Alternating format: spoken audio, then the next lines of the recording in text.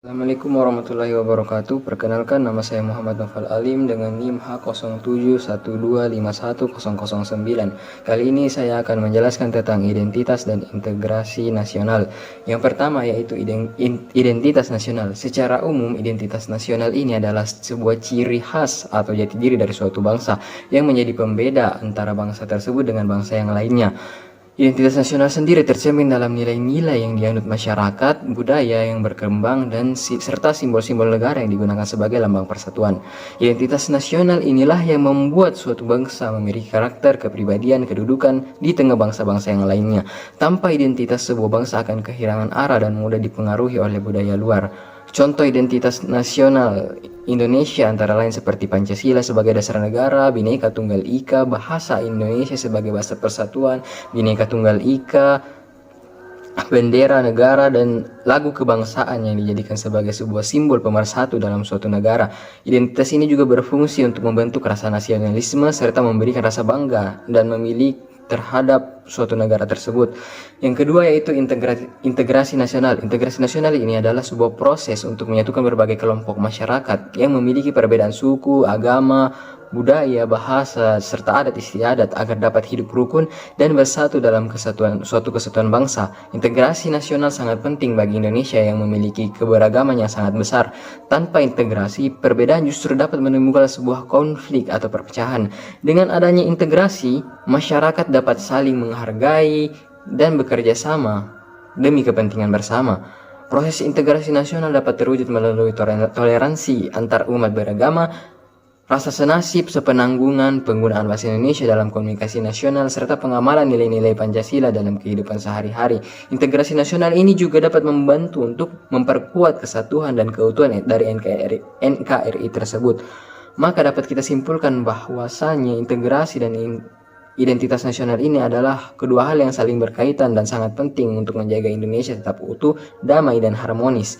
Sebagai generasi muda, kita juga memiliki tanggung jawab untuk menjaga identitas bangsa dan memperkuat integrasi nasional dengan senantiasa menjaga dan mengamalkannya. Perkenalkan, nama saya Muhammad bin Hardi Kamal dengan NIM H0712511014 kelompok 5 PKN. Hari ini saya akan mempresentasikan materi saya tentang fungsi identitas nasional. Jadi, ada beberapa fungsi identitas nasional, yaitu sebagai berikut. Pertama, sebagai perekat sosial.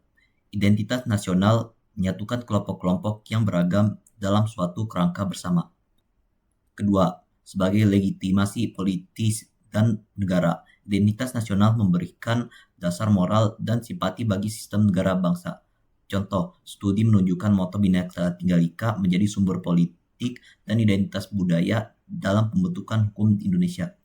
Ketiga, sebagai orientasi sosial. Identitas nasional membantu individu memahami kita dan lainnya, yang bisa jadi positif, kohesi, atau negatif, eksklusivitas. Dan yang terakhir yaitu sebagai basis bagi integrasi dan partisipasi. Identitas nasional yang terbuka dan inklusif memfasilitasi partisipasi warga dalam kehidupan sosial politik negara. Baik, saya kira itu saja yang dapat saya sampaikan untuk kali ini. Perkenalkan, saya Rasya Rahmadina dari Fakultas Hukum dengan NIM B021251014. Jadi di sini saya ingin menjelaskan beberapa fungsi integrasi nasional. Yang pertama, menjaga keutuhan NKRI, yang dimana integrasi nasional berfungsi menyatukan seluruh unsur bangsa yang beragam, seperti suku, agama, ras, dan juga budaya, agar tidak terpecah belah sehingga keutuhan wilayah dan bangsa tetap terjaga. Yang kedua, membangun persatuan dan solidaritas antar warga negara. Dengan adanya integrasi, masyarakat Indonesia dapat hidup rukun, saling menghargai perbedaan, dan juga bekerja sama dalam mencapai tujuan bersama. Yang ketiga, mencegah konflik sosial dan disintegrasi bangsa. Integrasi nasional berperan penting dalam mencegah perpecahan akibat perbedaan kepentingan, politik, ekonomi, dan ideologi melalui penanaman nilai toleransi dan persaudaraan. Yang keempat, menumbuhkan rasa cinta tanah air dan nasionalisme. Dengan kesadaran integrasi, setiap warga negara memiliki rasa bangga dan juga tanggung jawab terhadap bangsa, serta berkomitmen untuk menjaga kehormatan Indonesia. Yang kelima, mewujudkan stabilitas nasional. Integrasi yang kuat menciptakan suasana aman dan juga damai, yang menjadi dasar penting bagi pembangunan di bidang politik, ekonomi, sosial, dan juga budaya. Yang keenam, memperkuat identitas nasional di tengah globalisasi. Integrasi membantu bangsa Indonesia tetap mempertahankan jati diri dan nilai-nilai Pancasila di tengah arus budaya asing yang masuk melalui kemajuan teknologi. Yang ketujuh, menjadi landasan pembangunan nasional yang berkelanjutan. Dengan masyarakat yang terintegrasi, pembangunan dapat berjalan secara merata dan berkelanjutan di seluruh wilayah Indonesia tanpa hambatan konflik. Yang kedelapan, mendorong pemerataan keadilan sosial dan kesejahteraan. Integrasi nasional memastikan setiap daerah menjadi bagian penting dari bangsa Indonesia dan berhak atas pembangunan serta kesejahteraan yang sama. Yang kesembilan, membentuk identitas kolektif sebagai bangsa Indonesia. Melalui integrasi, berbagai perbedaan dilebur menjadi satu kesatuan identitas, yaitu bangsa Indonesia, yang berpedoman sebagai semboyan Bhinneka Tunggal Ika. Dan yang terakhir, menjadi dasar ketahanan nasional. Integrasi nasional yang kuat menjadi modal utama dalam menghadapi ancaman, gangguan, serta tantangan, baik dari dalam maupun luar negeri. Perkenalkan, saya Aryanita Slima Said, NIM B0212511001 dari Fakultas Hukum. Saya akan menjelaskan pada bagian faktor pendorong integritas dan identitas nasional. Yang pertama, pada bagian integritas nasional, faktor pendorongnya yang pertama adalah rasa senasib dan seperjuangan yang diakibatkan oleh sejarah. Yang kedua adalah keinginan untuk bersatu. Yang ketiga, ideologi nasional Pancasila. Yang keempat, simbol-simbol negara seperti sang merah putih dan juga lambang burung Garuda serta semboyan Bhinneka Tunggal Ika. Yang kelima adalah adanya ancaman dari luar, dan yang keenam, semangat persatuan, kesatuan, dan juga toleransi. Untuk bagian identitas nasional, yang pertama adalah faktor objektif yang bersifat alamiah. Faktor objektif ini merupakan bawaan yang melekat pada bangsa Indonesia secara alami, seperti letak geografis. Yang kedua adalah faktor subjektif yang bersifat historis dan sosial. Nah, faktor subjektif ini merupakan faktor yang terbentuk melalui proses sejarah dan interaksi sosial politik. Baik, itu saja penjelasan dari saya. Baik, saya Siti Asmasika Asnawing dengan nomor induk mahasiswa H071251003. Kali ini akan menjelaskan beberapa hambatan dan risiko mengenai integritas dan identitas nasional. Yang akan pertama kita bahas itu ialah integrasi nasional. Terdapat 3 hambatan atau resiko terhadap integritas nasional, yaitu fragmentasi sosial akibat identitas etnis atau agama atau kelas yang kuat namun tidak terhubung dengan identitas nasional, atau bisa dibilang dengan kurangnya persatuan dalam perbedaan. Fragmentasi seperti ini biasanya disebabkan oleh etnosentrisme, fanatisme akibat dari politik identitas yang akan kita bahas nanti, atau bahkan akibat dari diskriminasi yang akan kita juga bahas nanti. Hal ini terjadi apabila 2 atau lebih kelompok merasa kelompok mereka lebih superior dari yang lain. Apabila keduanya kerap memiliki sentimen buruk terhadap satu sama lain, bisa jadi mereka kerap menyalahkan kelompok lainnya, lalu memicu konflik hingga terjadi eskalasi yang dapat berakibat fatal. Hal seperti ini tentu melenceng dari sila ketiga Pancasila yang berbunyi Persatuan Indonesia. Dan jika ini terus berlanjut, ini dapat menggoyahkan integritas nasional kita. Lalu yang kedua, ada diskriminasi, ketidakadilan sosial atau ekonomi yang membuat kelompok merasa terpinggirkan, yang menghambat partisipasi dan kohesi. Bila mana terdapat golongan yang kerap diabaikan, tidak didengar, dan merasa dinomorduakan, hal seperti ini dapat melesukan semangat golongan tersebut untuk berpartisipasi. Bagi mereka, kalau tidak dihiraukan, buat apa kami ikut? Respon seperti ini lebih lanjut akan menjauhkan mereka dari kelompok lainnya, sehingga merenggang rasa persatuan antara keduanya dan juga merenggangkan tali silaturahmi. Lebih lanjut, ini dapat menyebabkan stigma di antara kedua kelompok, sehingga peluang adanya kebencian dan konflik akan terbuka lebih lebar bagi mereka. Lalu yang ketiga ada polarisasi politik atau narasi ekstrem yang memecah belah, seperti narasi tentang kita versus mereka. Politik, propaganda, atau narasi seperti ini seharusnya tidak dihiraukan dan dihapuskan, karena polarisasi se-ekstrem seperti ini malah menjerumuskan kepada kebencian dan disintegritas. Biasanya, narasi seperti ini terlalu mengagungkan suatu kelompok dan merendahkan kelompok lainnya. Tentu hal ini tidak sesuai dengan Indonesia yang bersemboyan Bhinneka Tunggal Ika, yang berarti berbeda-beda tapi tetap satu. Indonesia yang menjunjung tinggi keberagaman budaya, agama, dan identitas lainnya seharusnya menganggap sama rata seluruh penduduknya, bukannya mengambing hitamkan satu sama lain.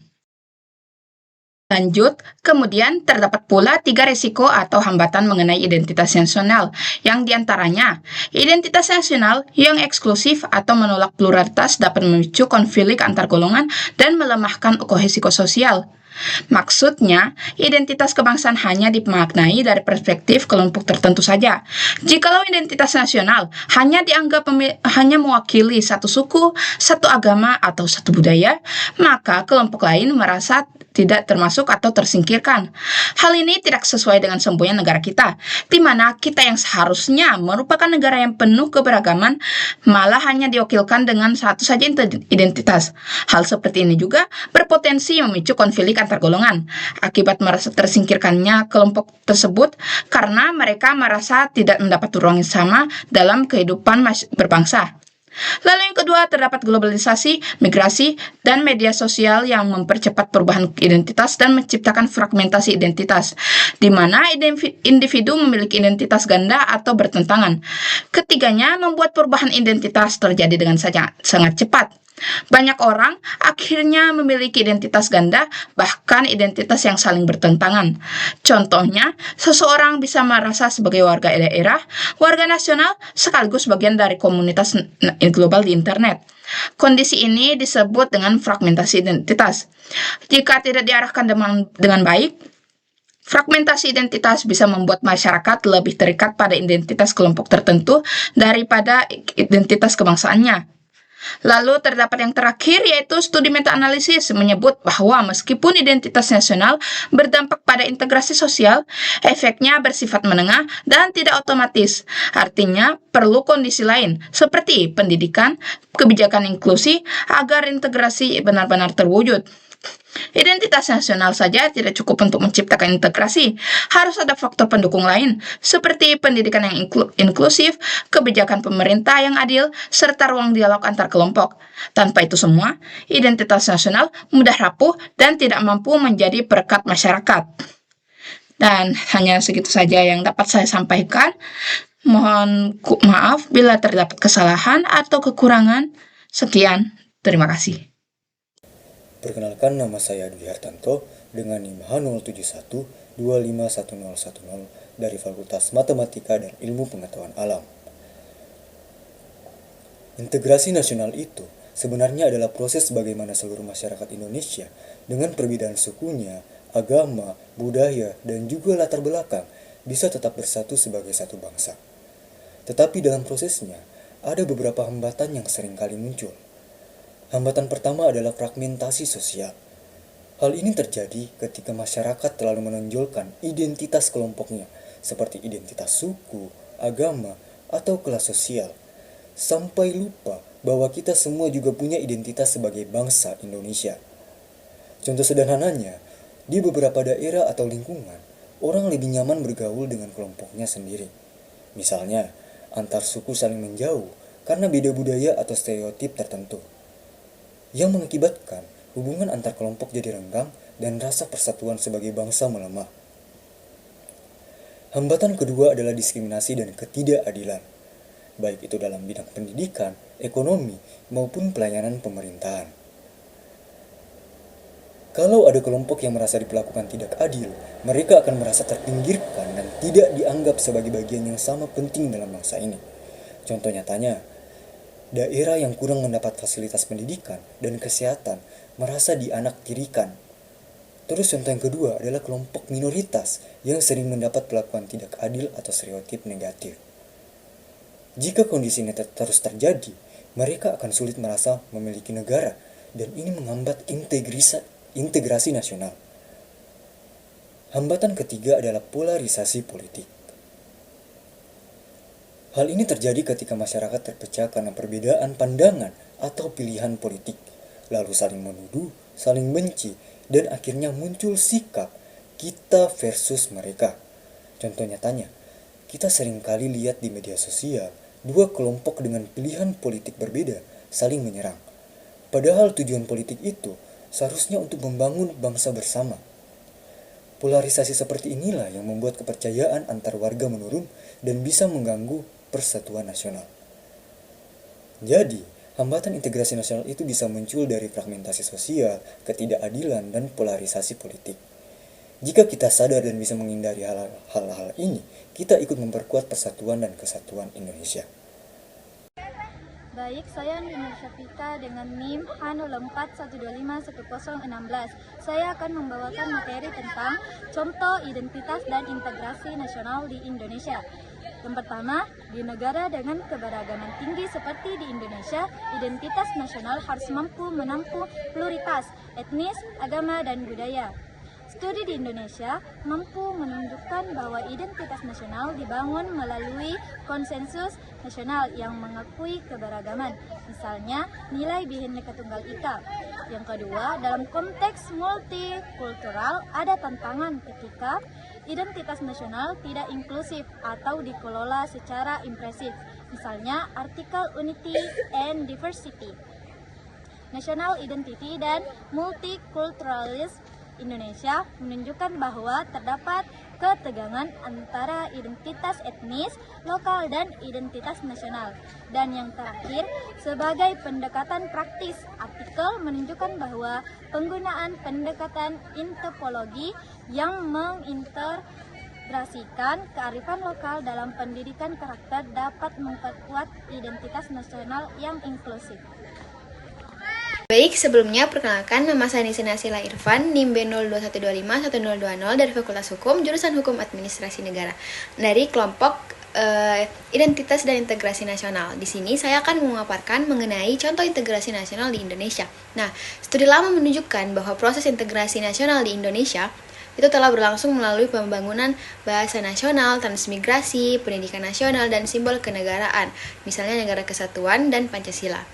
Namun, literatur terbaru menunjukkan bahwa untuk menjaga integrasi di tengah keberagaman yang sangat besar, dibutuhkan penguatan nilai-nilai bersama dan inklusi aktif, misalnya melalui penguatan Bhinneka Tunggal Ika sebagai norma nasional. Nah, misalnya ada artikel Integrating Multiculturalism and National Identity in Indonesian Education. Tahun 2023 menyebut bahwa terdapat 3 pilar utama identitas nasional Indonesia, yaitu nasionalitas Indonesia sebagai bangsa, dan yang kedua negara yang diproklamasikan, dan yang ketiga wilayah teritorial yang terikat oleh semboyan Bhinneka Tunggal Ika. Nah, adapun pendidikan karakter berbasis kearifan lokal di Indonesia ini terbukti memperkuat kesadaran identitas nasional dan toleransi antar kultur yang penting bagi integrasi nasional. Sekian dari saya. Baik, saya akan membahas sinergi antara identitas nasional dan integrasi nasional. Identitas nasional yang positif dan inklusif memfasilitasi integrasi nasional. Misalnya, ketika warga merasa kita bersama bangsa ini, maka mereka lebih siap berpartisipasi, menghormati keberagaman, dan membangun koneksi. Meta-analisis menunjukkan hubungan langsung antara identitas nasional dan integrasi. Namun, identitas nasional saja tidak cukup. Jika identitas tersebut terbentuk di atas inklusivitas atau tidak mengakomodasi keberagaman, maka justru bisa menghambat integrasi atau menjadi sumber konflik.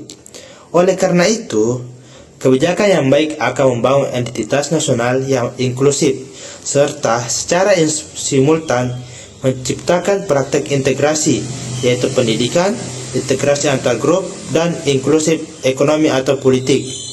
Dalam konteks Indonesia, nilai Bhinneka Tunggal Ika berfungsi sebagai kerangka identitas nasional yang inklusif.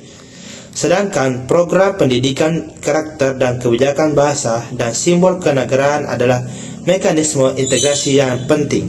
Sekian.